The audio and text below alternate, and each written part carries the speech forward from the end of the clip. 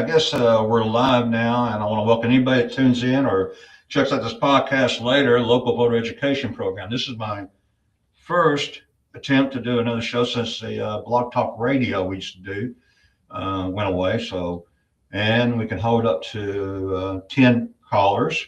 So this gives you a chance to interact instead of watching candidates or just listen to one side of the story. You can actually ask any question. I don't know how many times I watch candidates on TV or they get asked a question, and I'd love to intervene and rebuttal that, but I can't do it. So that's the whole idea of this thing here is bringing candidates on.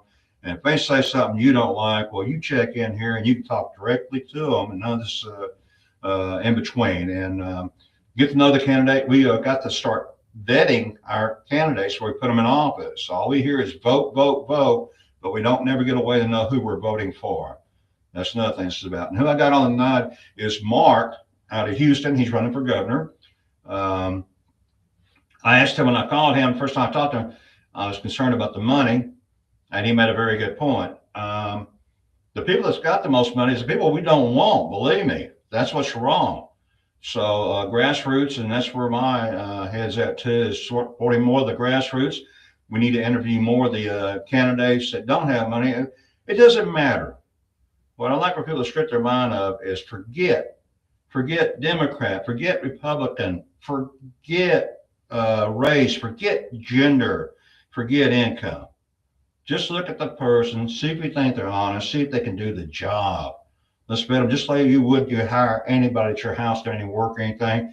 You'd want to vet them before you give them to the keys of your house or anything. So anyway, that's how I'd like to try to get people to try to clear their mind, look at everybody and start. And let's get the best people in because it's good for everybody. So with that, Mark, if you want to tell us a little bit about yourself there, and I'm going to have a cup of coffee and let you have at it, okay? All right. Well, Bob, thank you very much, and appreciate your reaching out and having these type of more in-depth interactions with candidates and this platform. So I think that's very, very good. So yeah, I've looking at this kind of as a job interview. One of the things is, well, what have you done? What have you done in the past? And I've been very, very active all my life in what I call constitutional, conservative, Republican issues. And recently in the state of Texas, a couple of things that I've done that have been statewide impactful.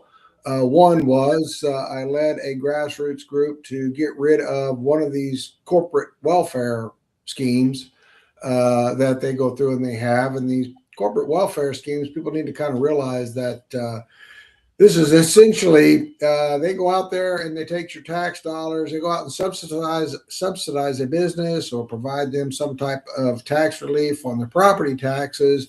And then they turn around and make up for that difference. And they save the company. Who knows what they save them? $1 million, up 15, 20, 30, $100 million. Who knows? Okay. So they save them a ton of money. And then the company says, well, geez, you saved us so much money. How about we contribute to your PAC?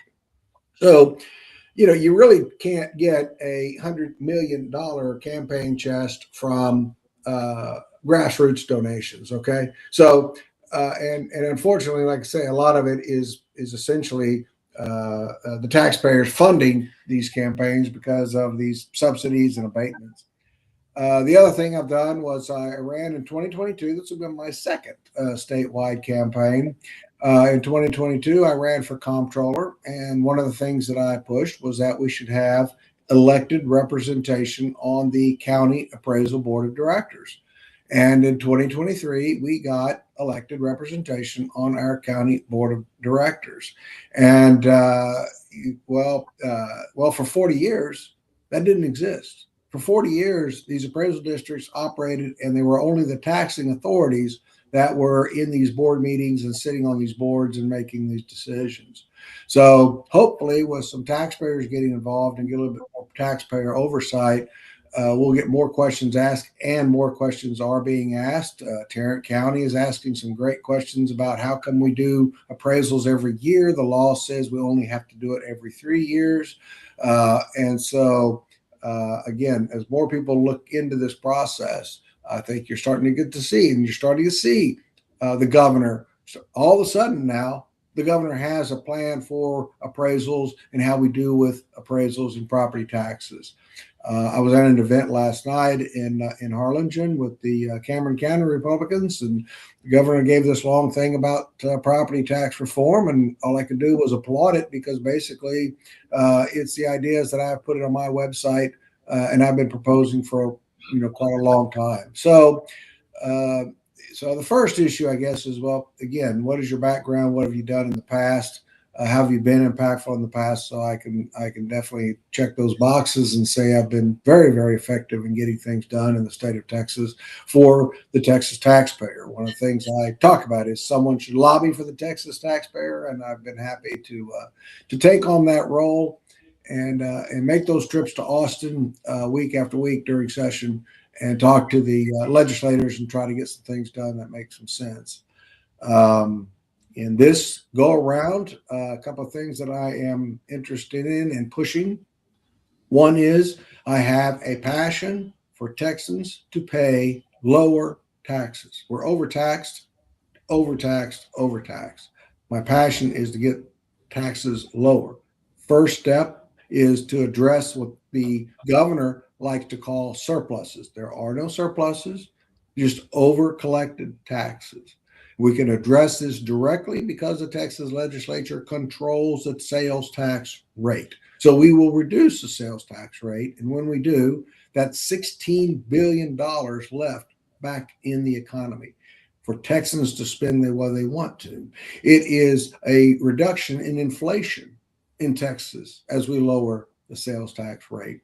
And it provides tax relief for all Texans, whether they own property or not. Every man, woman, and child, even the child buying a candy bar, is going to pay 1% less on their sales tax. When we get into the property tax issue, again, I mean, many of the things that the governor says, is we pulled them off my website, I feel, and those are that we're going to, any property tax rate increase will have to go to the voters to get approved by any taxing authority.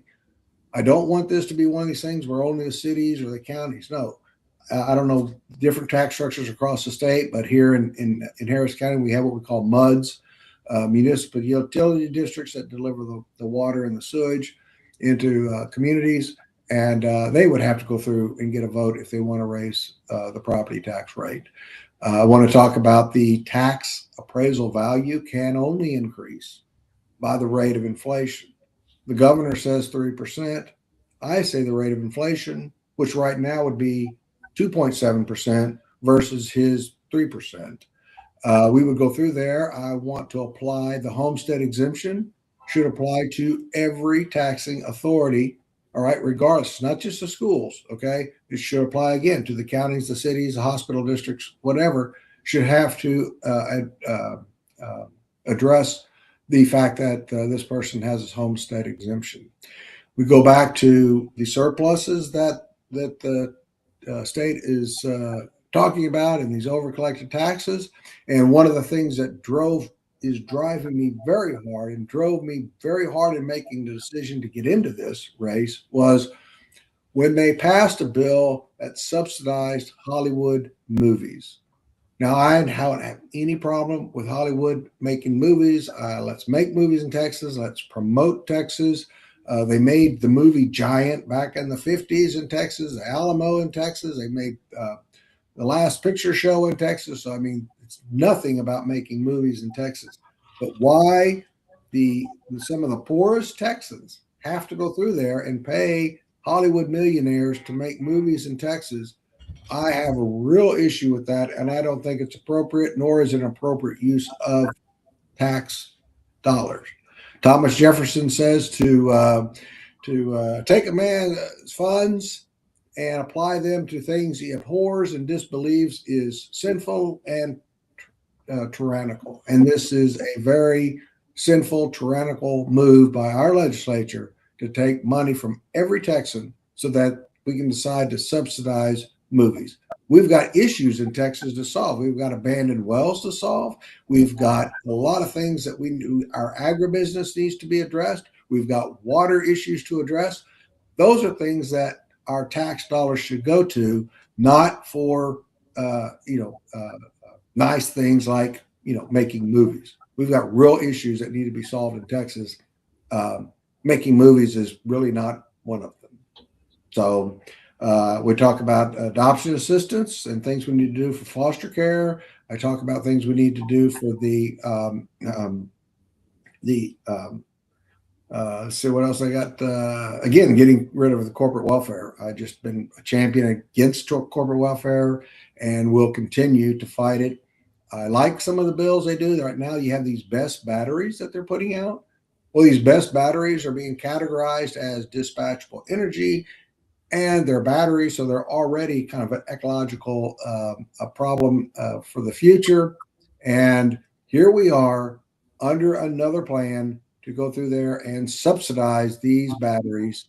And I'm sorry, if it's a viable business, and I love growing Texas, I love growing the Texas economy, but there's no reason to be sitting there, especially now. Okay. Texas doesn't need to be subsidizing, paying any business.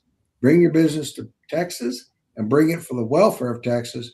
Don't bring your business, all right, for the corporate welfare that Texas has. So, Bob, that's kind of a long, winded deal, but that kind of hits all the major points. There's a lot of other things we can talk about. So, um, what questions do you have?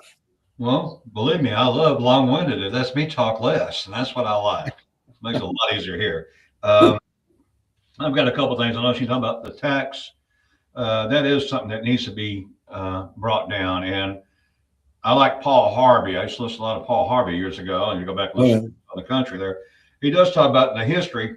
Any country that got over 30%, and like the Romans, and he named several, I remember ones that fell. They get so big, 150 years, whatever, and then they I don't know, explode. I guess whatever is a word. That's not the word I want to use, but that's the word I'm going to have to use. It's the only one I can think of.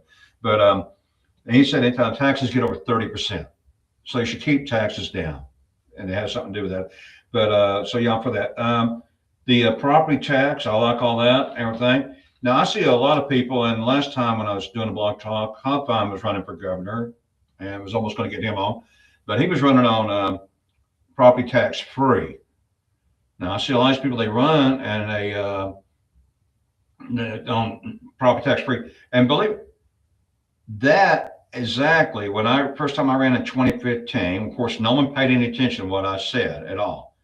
But I said, we could reduce our property taxes. But I'm for, well, from my point here, when they say property tax free, that's too much at one time. And I've told some people about that run for that. I talked to them. I said, I think what we ought to work on is over 65 when you retire. Make that property tax free. Anybody when you get over 65, let's do that and adjust, because too much at one time is too big of a vacuum, I believe. First thing, if you can't make it work with just the ones over 65, how are you going to do everybody? So I think in steps is something always good to do on that big of a deal, like turning the ship. So, and that's what I was talking about when I ran in 15. I was saying, I bet we could make our residents here property tax free. It's over 65 because a lot of them are a homestead. My mother got a bill for zero. That actually, I got it. I kept in frame it. Her property tax was zero. That cost more to print that out. So actually, instead of the government bringing in money, it went the other way, a penny or two or whatever. It went the wrong way. So I'm a true believer that and then what better time do you need to be free of the government when you're after 65? Anything can happen beyond our control to any of us sometimes. And it'd be nothing nice to own your house. At least the government, you might not be able to pay your electric or water, but at least you own your property and cut the string. And when I talked to Dan Patrick before he got elected. It was at some meetings with him, and he became lieutenant governor. And I spoke, and he was talking about lowering taxes. And I said, well, let's cut the string. Let's cut the string, cut it. That's the thing. They don't want to cut the string. They're still going to keep you tied. Even if they bring it down, they're going to keep you tied, that string to the government. And what happened, I made a point. I said, well, sometimes things happen beyond our control. People get into office, and that was Obama that got into office. I said, people get in office, and we have no control. Things go right back up again. So whatever you cut now, whatever you do in 10 or 15 years or even less, that could be changed again. So I kind of like to see just cut the string, and then for someone to put it back on, it might be harder to connect that string again. rather than just lowering it up and down. So I Mhm. see, Yeah. like I said, when you get over 65, you're not going to go out and start another career. I'm not going to do that. You should be able to enjoy a little bit less stress and have more of a secure life. Whatever age it is now for retirement, I say 65. I don't know. It might be a little bit later now. It might be up a little bit more than that. But that's what I'm getting at over that. I think that would be good, something to work at. And like I say, my point is if you can't make it property tax free for the ones over there and you can't work that out, how can we make it all? I'm not saying that you were trying to do that. I'm just saying some of these other candidates that I talked to Mhm. were advertising that. But I am for tax free. I'm for people owning their home for a little bit before they die. It'd be nice to have that before you die for a little bit. And anyway, that's what I put the first time when I ran in 15. I was saying, we could be property tax free. Of course, no one knowing me, nothing. Everybody says everything. You become a politician. Once you throw your hat in the ring, that's it. You're just like all the other politicians. I don't care if you're good, bad, what. You're lumped in the same from there on. No matter what. So, but anyway, I had long-term plans when I got Bob back in 2013, and my website I've had over a decade, and those are my things. I pumped it constantly. FW District 5. I constantly put it on signs. I just printed up 100 signs I'm gonna put out next week. It says remove the mayor. I love my mayor. Mhm. He loves me and that. So, but and also it's got Sounds FW. like it. Sounds like it. Well, it's got my website on there. And when I do Uh, that, I can look. I put two up the side of the freeway. You can find some of it on my website, some of the videos and stuff. And I got one where the mayor came after me, and her bodyguard pulled her back because I was following the camera. But anyway, I don't care about this, and I don't care about doing all that kind of stuff. But what do you do when you do all the normal things? They don't work. First, you try to approach someone, you try to get a meeting, you try to talk, and they don't do nothing, and you got a problem and you still got the problem and they won't respond. So I don't believe in just putting my tail between my legs and going back home. I go after them. And then I get as a radical, activist. I don't care at this time in life what people think of me anymore. I don't care because, I'm having a blast. I love going there and chasing council members around the camera. You can't buy the fun I'm having. Anyway, you can see that on there, but that's a shame. They shouldn't be in there. And on the side of my car, which you'll see a sign, I use my car as advertisement as a billboard about 4 years ago or 2 years ago when Maddie banned me from city council for 3 months without any just. There's no just reason. Anybody can ask that mayor why she banned me, just because she didn't want me there. I know the reason why. There was something on the agenda. She didn't want me there. She banned me for 3 months from city council. It was on Channel 8 News and that. But anyway, I started using my car as a billboard because I was going to put that on a billboard on Highway 30 in Fort Worth, this interstate, the one going up to town. I had the billboard picked out and I was going to put on there, Mayor Parker, two-faced liar, and sent back my $5,500 back from the billboard company and said it was too provocative to put on a billboard. I said, oh, okay. And that gave me an idea. I said, you know what? I'll put it on my car. So I saved a lot of money, and I had it on the side of my car for about a year. And people took pictures of it. They loved big letters on both sides of the car. It said Mayor Parker, two-faced liar, and and a lot of people know. And then now I just got it changed out because we hired a new police chief, and I tried to talk to him because I got a problem with the police. I wanted, what do you do in the normal business world when you have a problem in a factory work? You got a problem, you go to the foreman or the superintendent, you go up to their boss. Well, that's what I'm trying to do, go to the police chief. I got a problem with the police officer. I want to go to the chief and talk. He won't talk. He won't give me a meeting. I tried. I've got him on camera. He's on my website. I've even gone down, why won't you talk to me? Why are you afraid to talk to me? So now he's on the side of my car. Police chief, FW police chief, Eddie Garcia, coward. So I use my car now. It's nothing but I got a provocative billboard I get to drive around now all the time. So, and that's one thing that comes to about campaigning and stuff. Trying to get the most advertisement for the least amount of money. So when you're working on grassroots, you got to try to reach. That's the thing. Is trying to reach as many people because it's people awareness and stuff like this. We need more people in each city doing this right here. So when you get through here, someone in Amarillo you could talk to, someone in Lubbock you could talk to, someone in San Antonio you could talk to, and then a grassroots person would have a better chance, I think. I don't, maybe you do have people to go to each one of them. I don't know, but I think we need more of this going on YouTube and more bringing these candidates out. And also, if we got it all around the state, for and maybe I work locally mostly. That's my health thing is local. Clean up my own backyard is what I'm trying to tell people. before you start yelling out there. Look here, you got a mayor here that's robbing us blind. What the heck are you talking about all this other stuff out there for? So that, but anyway, I'll get off of that there.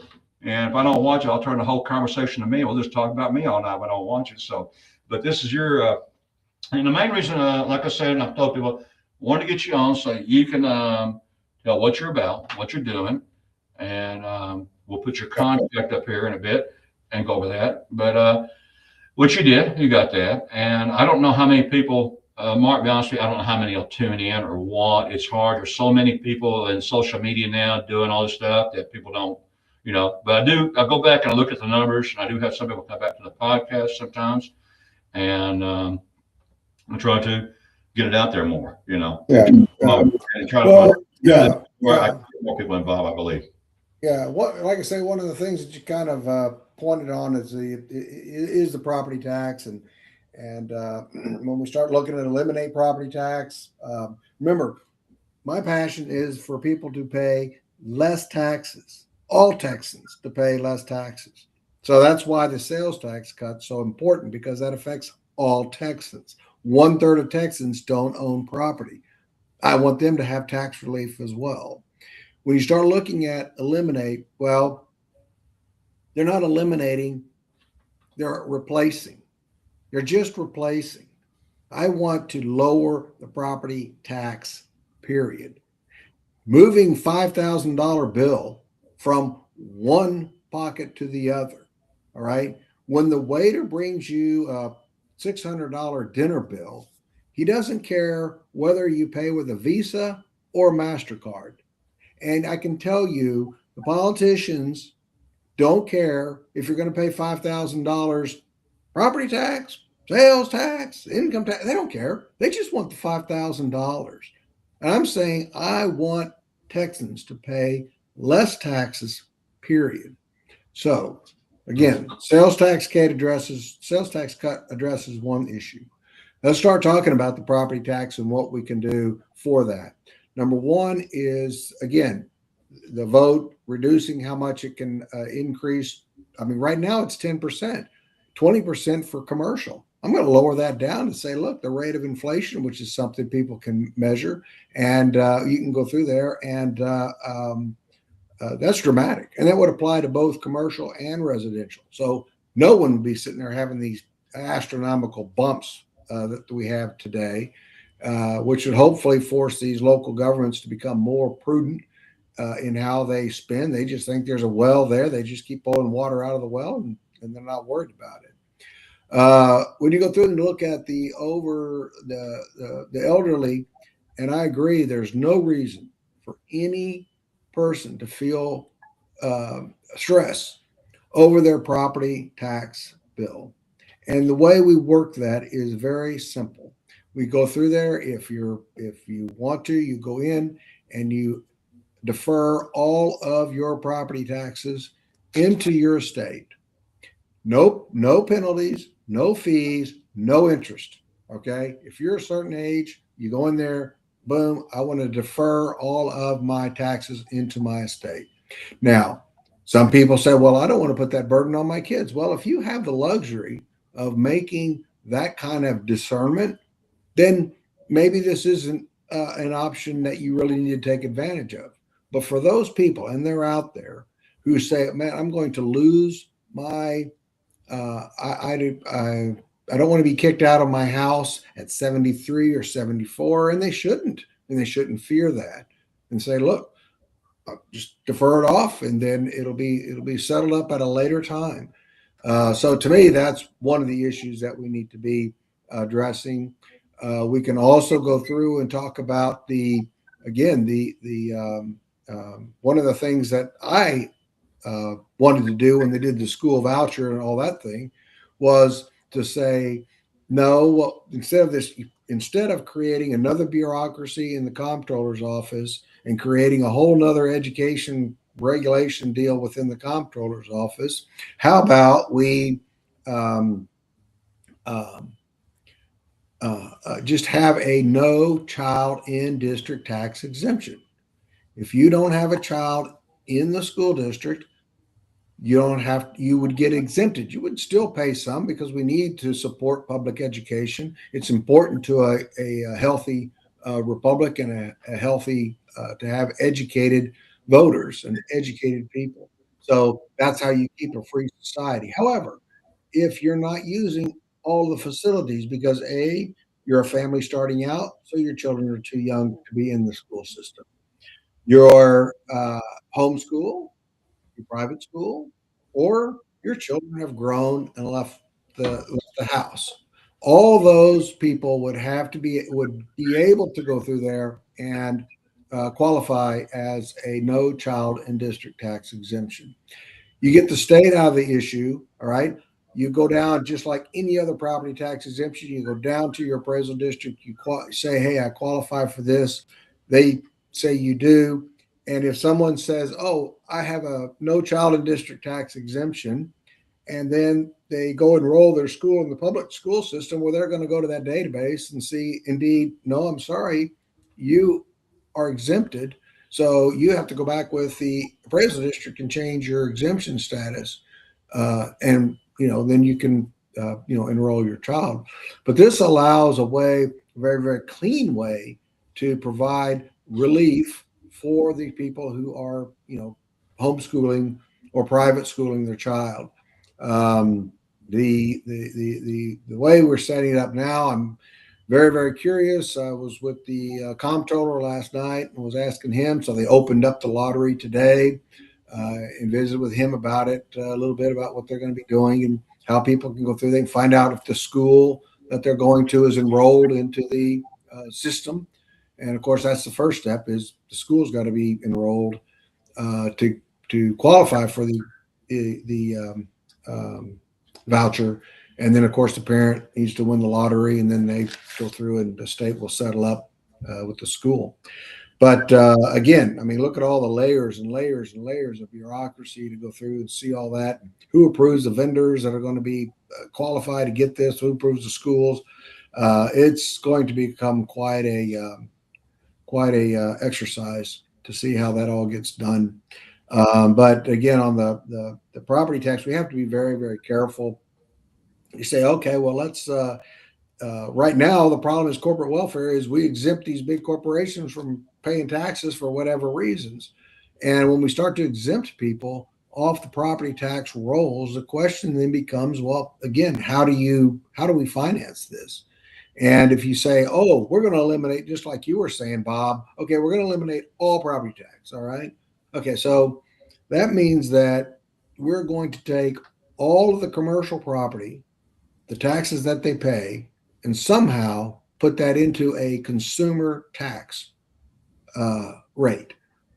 And then you get into issues with, well, what will that rate be? And there are plenty of projections that go anywhere from 25 to 30 cents on every dollar. I mean, you're going to go down there and buy a washing machine, and my gosh, you're going to be sitting there paying 30% more for property tax on that washing machine or that refrigerator or many other things that you purchase. That's not going to be a sustainable. And like you said, Bob, how do we work this? How do we work this into the system? And once you start, and I've even looked at and read some of Governor DeSantis's things, and you sit there, what I'm afraid of for the taxpayers is, well, we're going to work it in. Well, what I've seen from governments is they work in the tax increase on the sales tax, okay, and then the relief on the property tax. Well, yeah, then we're going to do that next session. Well, we're going to take it back then next. No. I caution all the time to people, folks. Let's be very, very careful what we ask for. We ask for a no star test. We got 3 tests. We ask for the money follow the child. Instead, we got this huge bureaucracy that they've built inside the comptroller's office. We've asked for, in the Republican Party, they asked for no Democrat chairs. And instead, what we got were uber Democrat vice chairs. So we need to be careful what we ask for when we start making these demands, and make sure that what we ask for is clear, concise, so that they deliver what we actually want, not just what we ask for. Because sometimes we ask for things we don't know exactly how to ask for them, but what we want. And one of the things I know everybody wants is tax relief, just like you said, Bob. Right now, we're up to 45 to 50% tax rate when you consider your state, your federal, your city, and everything else, your tolls, your sales tax, everything else. I mean, we're above the 30% that Paul Harvey says, so, and I agree with Paul. What's that? Yeah, that's what Paul said. Paul Harvey said over 30%. It's not. Yeah, right. Yeah, but we're above that. But what I was saying about property tax, eliminate property tax, I wasn't thinking. I'm glad you brought that up. And I expect people just to read my brain because I don't put everything out there. I expect them just to know what I'm saying when I don't say it. But no, not businesses though. Business would not be exempt from property tax, I don't think. But well, here's the issue with that. Here's the issue with that. Okay, I get that. Okay. So we're going to. Okay. Well, here's what's going to happen. So you're going to take the homeowners off, and you're just going to do businesses. All right. Well, number one is that's going to sit there and fall on anybody with rental property, and of course your small businessman. We've got years of experience of these corporations going into Austin and for 10 cents on the dollar buying property tax abatements. Oh my gosh, we had a whole chapter 313 that was costing $1 billion a year, all right, in quote unquote exemptions. And now all of a sudden so what's going to happen is we're going to take the homeowners off over on this side. The big businesses will be able to sit there and exempt themselves off like they have for the last several years, all right? And who gets squeezed? How do we stop exempting? Huh? How do we stop them from exempting? How do we? We have to get rid of the corporate welfare. But what I'm saying is that their ability to go in there and provide money to buy down their property taxes in the legislature is going to have to be very hardly policed for us to accomplish what you're saying. In a nutshell, what you're saying, there's a loophole in what I'm talking about that businesses take advantage of, basically, in a nutshell, right? Well, when you go through it, you look at chapter 313, then they replaced it the next time around. Now these BESS batteries are being called dispatchable energy, and they're getting subsidized. So again, when they walk into that capital, they sit there and go through how much could we pay? How much could we give to get $1 million in property tax relief? Well, heck, I could sit there and I could go out there in that capital and give them $250,000 and still save $750,000. So again, my fear is that you take the homeowners off, and we need to do something. I mean, like I say, property tax has to be fixed. It's broken. It's broken. Okay. Mainly after 65, though. Let's just look right there after 65, after you retire. That right. Only just that, because like I said, my mother's check was zero. Mine's less than a couple hundred a year, so it's not money. So that's the only one I was trying to look at to see if that was possible. Yeah. And start there. So, like I say, your mom is kind of effectively currently tax exempt as far as property tax. Is that true? Well, when she was alive, whatever. I mean, I got one of her deals and it said zero. And I said, oh, wow. So I never seen a check. Well, you know what? That's twice. I worked for a company called Pronto, and when I was resigning from my last check from them was actually zero. It was $1 or something for taxes in there or something. It came out, and I kept that too. So I've got 2 checks in my life for zero, which is kind of odd, But that's I knew. But anyway, that's weird because it costs more money to send the paper out than the zero, right there. But anyway, I don't understand. But anyway, that's all I was thinking about, because to start there slowly. I don't believe, like I say, some of these other people that run for office and stuff, they start saying no property tax. Politicians say anything to get elected, tell people what they want to hear, but there's got to be substance behind it. And I like what you're doing. You're putting substance behind what you're saying. You're not just saying it, you're putting substance behind it. Well, to me, again, my passion is lower taxes. Yeah, lower tax, but you got to do it with substance and how. Sales tax, and property tax, and the property tax. Remember, your property taxes are all local. So here in Harris County, I'll give you a great example. So here in Harris County, we got 6, but anyway, 5 Republicans running for the county judge position. I sat down with all 5 of them, and I gave them math of a property tax rate decrease. And I showed them the math and I said, look, why don't you commit to a 2% property tax rate cut? 2%. Okay. I only had one of the candidates step up and one who's running for commissioner's court, but only one of the Republican county judges took it and said, yes, I can commit to cutting 2% of the property tax rate. And that to me, and I want to do the same thing with my school district. I want to do the same thing with everybody else's. Is you want my vote? You need to be committing to cutting the property taxes. Our governments are so bloated. It's well, they're so bloated. Like you're talking about wasting money for Hollywood. I got so many things here I can show you wasted. That's why I said we can go property tax free here on the money. If we just stop the money, our government's wasting here. Our mayor. We have about 3 or 4 programs. One's called community engagement. And the woman that works for that, she makes more money than Ken Paxton. The attorney state general doesn't make as much money. And this is a non-sufficient thing. We have another, and like you were saying earlier, this is beautiful. Be careful what you ask. And they'll say you ask government something, they're going to give it to you. But when they get through twisting it around, you're not going to have crap, because we wanted a police oversight. We got a police monitor, and she's making over $200,000 a year, and it's worthless. And the new police chief they just brought in, he just brought in another program to help accommodate that. And I said, I don't even want to know how much this costs us.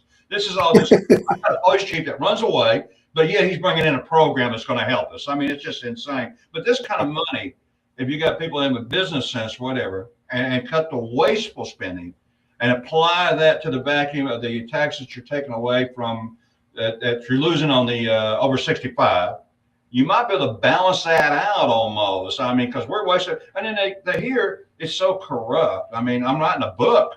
I mean, no one may not read it, but I got a right to get out of my head. But I mean, 10 years at this, but I can't believe this stuff. For you. That's great. It's almost like working with the concert church. I seen things there I don't believe, and I saw they were so real. So anyway, it's like 2 different worlds. I stepped out of one world, which I love. And sometimes I wish I could go back to that world. I'd be so happy back in that. But now I'm here in this world, in this one, and I'm trying to get into this government. But I'm glad I'm here, because we need more people to start getting involved in our local government. And I'm glad. Sure do, Bob. Sit around neglecting it, and I feel guilty, and I got to do something, because I mean, I may not get anything done, but at least on Judgment Day, no one can't say I didn't try, and that's more than I had before. And I need all the help I can get on Judgment Day. Trust me. So I want to get all the points I can. So, but anyway, this is good. But yeah, watch what you do for, because they'll twist it. You got to be precise how you ask something. When I go to Austin to testify for various things, one of the things, people go up there, I'm so-and-so with this organization, this company, whatever, okay? And I just go up there and I just say, I'm Mark Gullaby and I'm here for my grandchildren. So we have to go through there and fix some of these issues so that our grandchildren can grow up in also enjoying liberty and prosperity and the things that America delivers. The American economy delivers. Yeah. It's going out the window. That's what Stalin said back in '57. He said, take America down is from underneath. Take away their patriotism, their spiritual, and their moral values, and no corruption from within. And I believe we have lost a lot of patriotism, because this mayor was able to take away free speech at city. Well, we just got it back. It's took me 4 years. We're back on the council agenda. She only gave us back a little bit, but we're back. It's like fighting. We spend more time. I have another guy come down. He says, we'd rather be down here talking about issues of the city, but instead we're down here talking about fighting with you every day. And that's what we got to do, because they took everything away. She turned into a country club. I mean, she's out of her ever bloody mind, I'll tell you. But anyway, it's okay. Do y'all have term limits for your city council and mayor? Who's that? Do y'all have term limits for your city council? No, you know what? Now, see, that's what I keep putting out there. If we could get a real mayor, a mayor that cares about the people, about the job, that will listen, not run away, and do for us. It's not owned by the POA and all these other people, the big money, one that's owned by us. Then we could actually talk to the mayor about putting things on the ballot. And one thing I want about is campaign contribution limits. See, this little mayor they put in a couple of years ago, she was put in place to protect the previous mayor, Bessie Price, because Bessie Price got caught robbing the city by the police chief, him and two techs, and she fired him. So this went to a 4-year deal, and they wound up paying him off $5.5 million not to go to court. And this mayor worked for her as a staff, and she's in there, and they put $1 million in her campaign to get her in the first time, $1 million into a job that pays $29,000 a year. They put her in there. And then the second time she ran again, I thought, well, now wait a minute. She done protected the first mayor. She doesn't like this job. The police chief got paid off. You know, why is she running again? I couldn't figure out why. I said, she's not going to run again. Now she's done. She protected Bessie Price. Now she'll quit and get a better spot or something, you know. But she runs again. I'm going, why? And then I found out a little bit later, I saw instead of giving her $1 million, they put $2 million into her campaign fund this time. So these big businesses get to write that off. That'll go into her charities and up and around her. And the people that ran against her, none of them had already $200 run against her, but they put $2 million into her and her campaign fund. So this is why we need campaign contribution limits. I want people elected by qualification, not donations. Right. I want to say elected by donations and not qualifications. If we bring it down to, and I got a number that'll work, you know, $150,000 run for mayor. If you can't make it in Fort Worth as a mayor on $150,000, I don't want you to mayor because you don't know how to manage money. If you know how to manage money, you can do it on 150 easily. You can do it. And that's what but see, we can't even talk about putting that on the ballot because we've got a mayor sitting up there taking things away from us. She has robbed us, cut down the council meetings from 4 times a month to 2 times a month. Abilene has 2 times a month, and they're under half the size we are, and we only got 2 a month now. And then they just now put us back. We've gone down there so much, and finally got back on the council agenda, the public comment meeting. Now in Houston City Council, I don't know if you've been to those or not, but do they have a public comment meeting on their agenda, or do you know? Oh yeah, no, they do, and we have bottom of the agenda or the top of the agenda. Now the cities around us had it at the top, and I went down and said, "Hey, you got us on the bottom. Move us to the top of the agenda. We're the people. Put us on top." And she did, right on top, and out of the ribbon took us off. And I said that. So when you got to be careful what you ask for, because that's what I was asked for. She took us off completely. So, I mean, but how about your, if you don't know if yours is on the bottom of the agenda or the top of the agenda, but that's something to kind of look at in your own hometown. You know, where do they got the public? Because first thing, people should come first over government. And we got to raise the people up first and let them know they are first. Make them feel part of the government, that we are, you know, Irish changed the daggum thing right here where they want to call it leadership. I said, get rid of that leadership crud. Make it partnership. You're the board and the chair, and we're the stockholders. Let's make it partnership. It's our money. They want partnership. You know, they want to lead you on a, they got a job that's, well, they're free of any mistakes. They can do anything they want. So, I mean, it's a beautiful stuff. There's very, So, but anyway, I don't need to get up on that too much there. There's so many people that should be being handcuffed. At least Perp walked out. And yet in Houston, we have term limits. We do have term limits in Houston.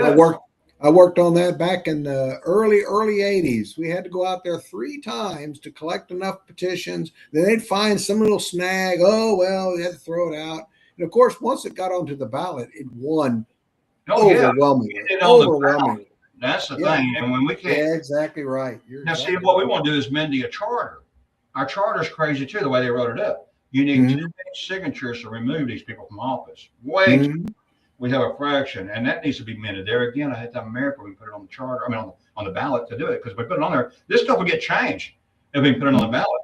And if we can change that charter from needing 20% to remove them from office down to, I'd say 50% plus 1 to remove them from office. And what I mean is, if the person got 2,000 votes to put in office, if you get 1,000 signatures plus 1, you should be able to remove them. That should be enough to put them back out again to question them right there. That should be enough. Well, that's a good idea, because one thing that it would do is force them to get more people out to vote, because they like to keep only their friends to vote. But now, if they only got elected by 2,000 votes and you just need 1,000 signatures, well, then they want to make sure there's like 10,000 votes or 20,000 votes, because then that's what I say. I got 100,000 in my district. That's great. 100,000 and only 2,000 to put you in office. That's great. They want 20,000 to get them out. So they're well protected. They put these people got in before these down the road. They started putting in safeguards to protect them from us. And Oh yeah, no, there's definitely it's that. really funny, a lot of things. Even like if you get a speeding ticket and you go to court to appeal it, to say I'm not guilty, I don't think I'm guilty. Okay, okay, you go to the court, and I did this, and the officer shows up, and he has a lawyer, and the judge look at me like, "Do you have a lawyer?" Well, no, but I'm paying for his. I mean, really, you're paying for their lawyer, and how are you going to get one? So that shouldn't be. That's what I'm running into a lot of things that we need a more. We need things where, like I said, we pay for our lawyers downtown, but they're only used to protect the city against us. That's all our lawyers for. I got 3 lawsuits going on right now with the city, and the stuff these lawyers send back from downtown, I can't believe. And then at the end of it, they always put that in there, that the closing area is like, we pray that he gets nothing on the returns or what they pray. I thought, you really want to bring God into this? I mean, man, look at what you're praying for. I mean, one of them is to overturn our election. All I'm saying is our District 5 election, I got that, which I had to take it to appeals court. Now we're going to come up in September. We got a date in September. And I'm offering to pay the whole thing. I want to do a paper ballot. There's too much wrong with our numbers. There's something wrong. There's 3 things. There's one of 3 things. Either we have voter fraud, that's mine, but no proof. The machines malfunction, or people stop voting, because our numbers dropped by 50% all suddenly. Just 50%. That's just too much. And one of my arguments is, if a doctor takes your temperature and it drops by 50%, he can't tell you what's wrong, but he knows there's something wrong. And that's what I feel. There's something wrong. So I'm asking, can we? Oh yeah, right. I want to do a paper ballot. I'll pay for all of it. We only got 3,000 or 4,000 people voting. It can't be that big of a deal. We're not like running for governor or anything like that. It's a council district. And so it's a small thing. So anyway, we'll get to the, and also I've been learning going through this court stuff, because I can't get no attorneys. There's no attorneys when you sue the city for some of the things I'm trying to sue them for. There's no attorneys for that. Plus I couldn't afford them anyway. And then I came across attorneys on YouTube, which is great. I'd share that, because they have a lot of information on YouTube, and you put in about laws and stuff. And these attorneys will tell you stuff. It's great. It's free, but nevertheless, I'm learning from this. One reason why I'm doing these lawsuits too, because I'm learning. And when I appealed this thing, that's been an interesting trip. Interesting, because it started off. I said, okay, I want to appeal because I don't think it was wrong, and I think if what the attorney put against me to get it kicked out of the first court, if he was right, I don't think we'd ever got a second court date set. That they would kill me in the beginning. So we got a second court date set. It must have some merit what I said. But it starts off with us, okay, they say $35. 2 weeks later, I get another thing, I go back and pay another $35. A month later, I get another thing, I got to pay $180. I come back later, another $150. The other day, another $10. It just keeps going. I'm going, man, this is interesting. I mean, I hope we get to court pretty soon. I'm going to go broke before I get there. But I've had to go over hurdle to hurdle in this appeal thing. And thank goodness for you too, because there's a few things they were asking I didn't know how to respond to. And I was able to put the rules into YouTube. The lawyers come up, and you could open them up and listen to them talk. And some things were just simply right in front of my eyes, just didn't grasp it. And they were able to. So they've been a big help. So right now, I got past my last hurdle. I was so afraid something's going to kick it out before I even get to court, all the money I spent. But I'm hoping that we'll make it on the 26th of September. I've got one date there. I got another one. I got a $50,000 lawsuit against the city for code compliance for negligence. The officer came on my property and took pictures inside my house after being pre-warned not to come on the property, because he came up the first time, and I talked to him about an issue. And I told him, no, don't go on the property. And he didn't. He put the signs out on the street and everything. He didn't. After I left, he came back and even took pictures inside the house and then sent them to me as if I don't know what they look like. And I said, good God. So I filed a $50,000 call negligence against our city for not vetting these employees. And also I got the superintendent on video, on tape. I called him. He said, no, it's not a normal procedure. So I've gotten it. The officer didn't do something right. I don't know if I'll get a dime out of it or not. I don't care. This is just interesting. I'm learning doing it. But anyway, I'm getting way off track here. Let's get back to local government, because people they've heard enough of me here anyway. So, but some of this stuff has something to do with what you just said too, is what got me off on that. I'm sorry, I got me off on the wrong track. But nevertheless, let's see. Property tax is a big one. Term limits, I like that. Now government, we got term limits on that. So, or do we have term limits on governors? We don't have term limits. No, No, there's no No. term limits. Like I say, term limits. If there's any term limits in the state of Texas, most of them are on How cities. do you feel about Uh, governor? Should they be term limit too? who's that? Do you think it should be term limits on the governor? I agree with Paul. I mean, with Don Huffines when he says term limits on everything from governor to dog catcher. To dog Um, it. Okay.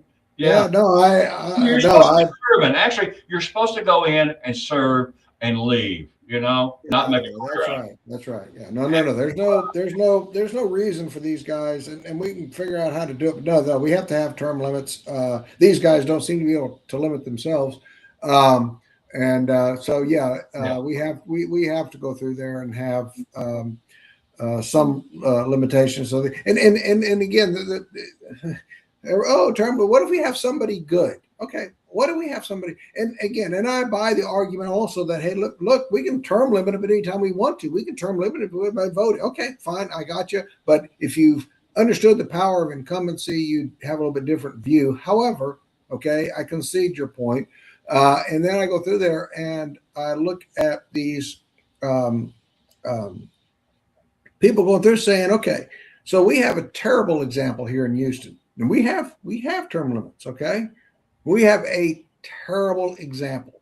We had a mayor, Anise Parker. Okay, so Anise Parker, first she served as a city council person, 6 years, 3 terms. Okay, then she served as city controller, 6 years, 3 terms.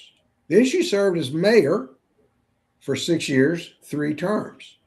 So over the course, she served 18 years with term limits in place. So to sit there and say, oh my God, look, if the person's that good, A career and politician.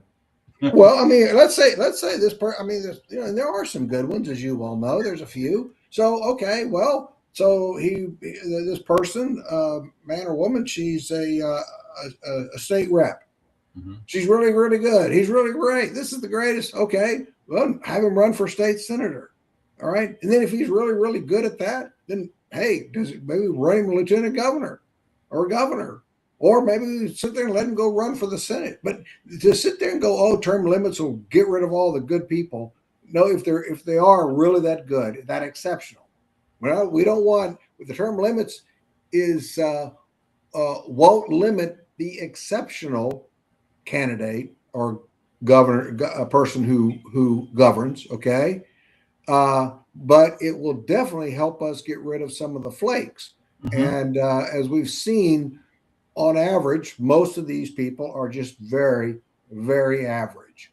And at that point in time, they do their, like you said, they do their time. We appreciate what they did. Hopefully, they do accomplish some things to make some good impact. But then they either have to go back, or if they're good enough, let them accelerate into a different position, and then they can stay active and they can continue their civil service. And at the end of the day, they could put together an 18, 24-year career, but not just sitting in the same chair and getting stale for 25 and 30 years. At least you shake it up some by moving around at least a little You bit. bet. Yeah. I mean, look at a corporation. Nobody sits there and, well, most people, when they go in the corporation, they start out entry level. Okay. Then they get promoted up to some level if they can prove their proficiency. That's the Okay. same number I had that y'all have there Nobody's, in my mind already. It was 6 years, three 2-year terms, and then step down for 1 term. That's what I was thinking. That way, like you said, if you have a good one, if they want to come back or try to come back after stepping down and I think stepping down for a term would be good. It clears their mind for a couple of years, get a rest or regenerated. They may come back for another run for one more and be refreshed, kind of yeah. like. And, That's, and yeah, if that they're could, not good enough, then at least shake it up. That's what we're trying to do. Break that stream up a little bit, shake it up, and not come stale or yeah, solid, yeah. brick. Kind of break it up a little. At least we got a better. Yeah. Look, Trump got kind of broken up, right? He had for a term and he took a time off. I don't by choice, but it got broken up. But it didn't good. It didn't good. It got to relax a little bit and come back. I was at I'd love to get a yeah, Democrat to come on and tell me why. Insulting. Well, why do you want to vote? Why would you support Democrat this time? I think Democrats died when they killed Kennedy. When they took over back then, they shot Oswald, they shot Kennedy, they killed Bobby, they took out Martin Luther King. I think that's when it started changing on the Democrat side. And I don't know, some kind of big system like a big virus taking over or whatever.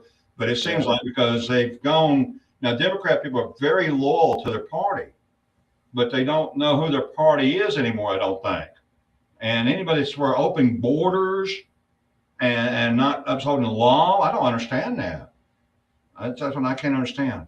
Well, to me, I agree with you 100%. Like I say, a lot of this stuff is they've been taken over by anarchists, Uh-huh. and I know that one of the things I don't know if you saw or if it happened in Dallas, but it did happen a little bit in Houston and some of the other folks areas around Texas, and I guess a bunch of these kids had big walkouts, over ICE. I don't know if you saw any of that. Okay, and I'm sitting there going, okay, well, it's bad. And it's no, we're not. This is not something we want to do. But I said also back in the '60s, there were high schools walking out over the Vietnam War. It's the same communists that were doing the kind of stuff you're talking about back in the '60s. All right, that are Mhm. back in charge now, running that whole party. I go Mhm. through one of the things I talk about is that we need to have our farm. We need to look at our agribusiness. We need to protect our agribusiness. And I go through and I say that we need to make sure that we are self-sufficient in our food. And I tell people, do you remember October of 2024, September, October timeframe, they were slaughtering chickens left and right. Okay. Going, oh, they got swine, they got some kind of flu, avian flu of this or whatever. Okay. Slaughtering chickens. Price of eggs was going up. The price of chickens was going up. Well, who would drive up the price of our cheapest protein? Okay.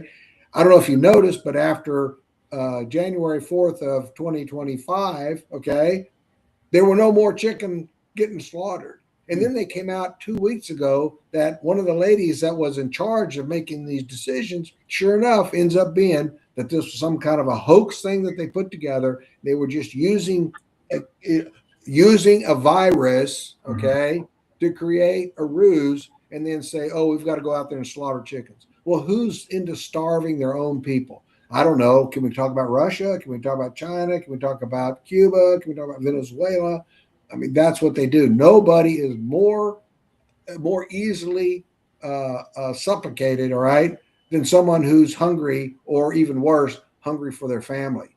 So they'll do anything to get their kids some food. They'll do, Mhm. whatever it takes. Okay. Mhm. So that is something that, again, I think as governor, I've already looked at some things with our cotton crop. In our cotton, 95% of America's cotton is exported. The closest cotton place to Robstown, which is over there in Corpus Christi, is in Mexico. Before I send money to Hollywood, I'd rather go through there and take a look at how we can create more of a textile mills in Texas, I and was, to take the raw cotton, turn it into fabric, turn it into clothes, and you have that full value chain. That full value chain in the state of Texas. you're So talking. now we're going through. That's economic development. That's economic development with a purpose. Not sitting there going through and making a few movies. We've got this is real product, real, and this is something to me that should be a governor should be more focused on those type of programs that create a long stream of jobs, not just a little job here and a little job there, like a movie, make a set, make a costume, make a this, make a that. Yeah. No, no, Well, it's horrible. I was just thinking about that. I drive out west all the time. There's a lot of cotton out there where I go. I take trimming and all Yeah. that. A lot of cotton. And I was wondering when I drive there, where's the nearest cotton process where you turn it into fabric? Well, I was going to check that out and try to see, do we have any plants here that do that or not? Do we have any? If we There was don't one. have any, I don't see why we don't build one right in the middle of the cotton belt there. Also, some of these little cities are dying that could, Yeah. like Ranger is dying. And Right. you could, I'd like to take about 150,000 people out of Fort Worth and relocate them to another small city to give us some room because the stupidity that's going on here. It's like one person gave me a good analogy on this too. When a city gets too big, that's what happens. They get too big, then it gets out of control. It really does. If it's smaller, Yeah.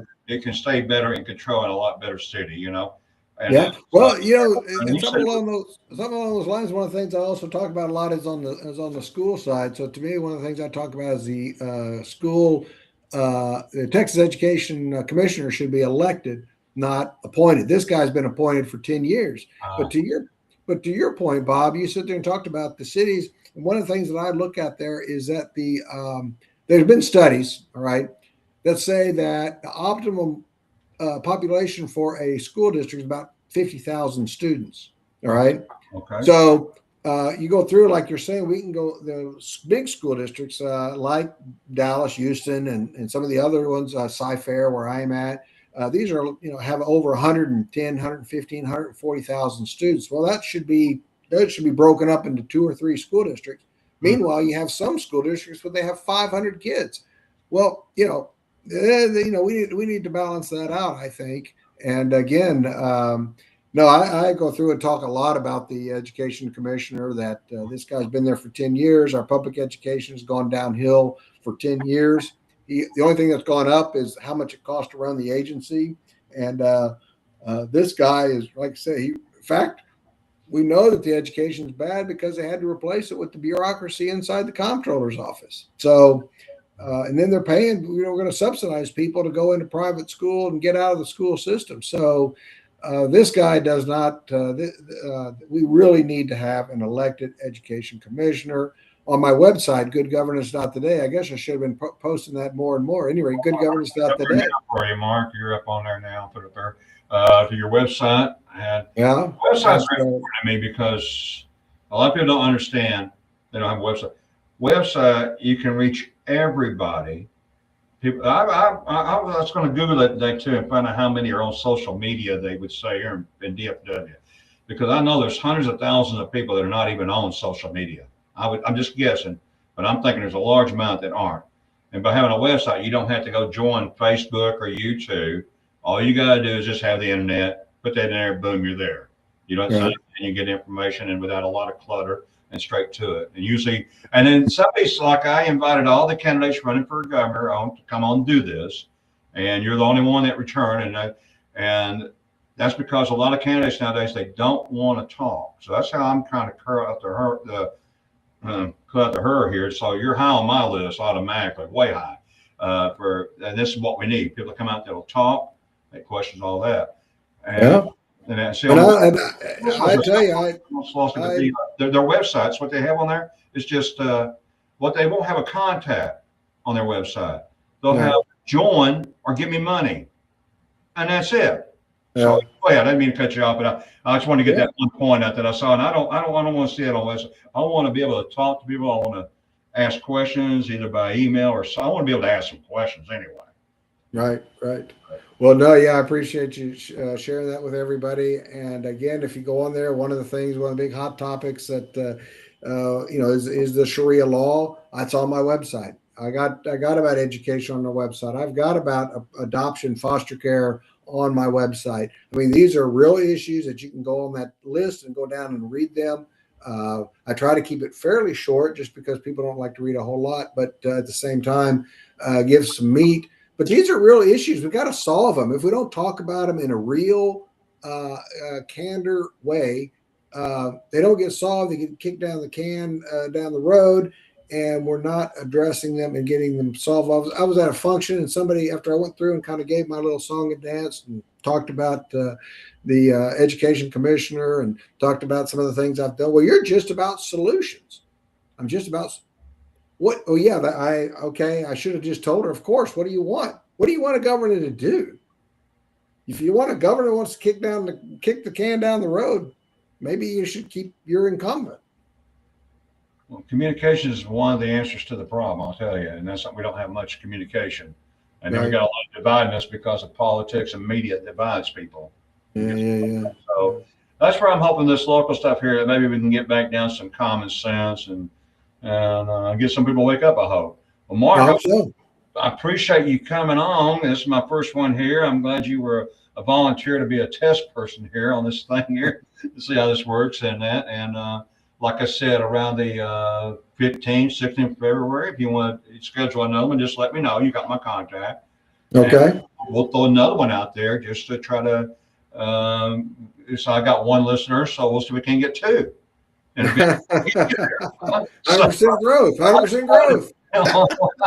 yeah, we're moving. Okay. Well, Mark, appreciate you coming on. Okay. And you take care. Bob. I'm going to call tonight here. Okay. Yes, sir. Yes, Thank you. sir. Good night. Thank you. Thank